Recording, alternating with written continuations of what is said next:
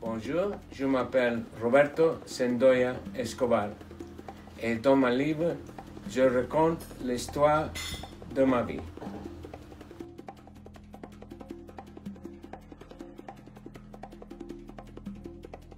Bonjour, je suis Marion Mertens et cette semaine, avec le photographe Eric Hadj, nous sommes partis aux Baléares à la recherche d'un personnage extravagant, extraordinaire, assez intrigant, qui s'appelle Philip Whitcomb, mais aussi Roberto Sendoya Escobar.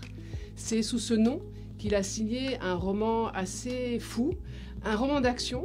Ce qui est intéressant, c'est qu'il se réclame être le fils aîné, secret, de Pablo Escobar, le narcotrafiquant, mais il est aussi le fils d'un espion anglais qu'il a adopté quand il était tout bébé en Colombie.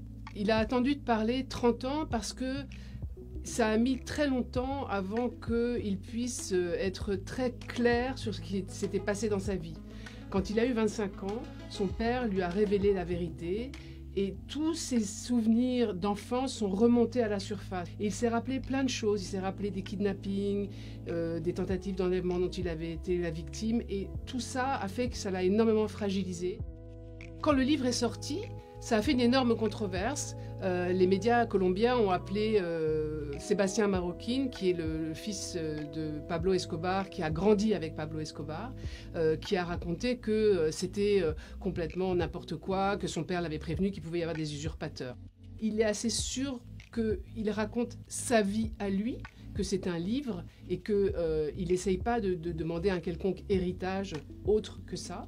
Ce qui est assez amusant, c'est que l'histoire ne se termine pas là.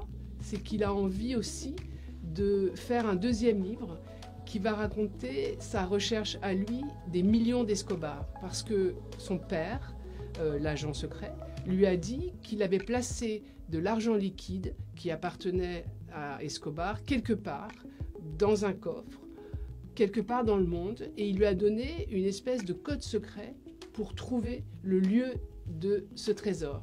Et ça, ce sera le deuxième livre de ce personnage que nous avons rencontré.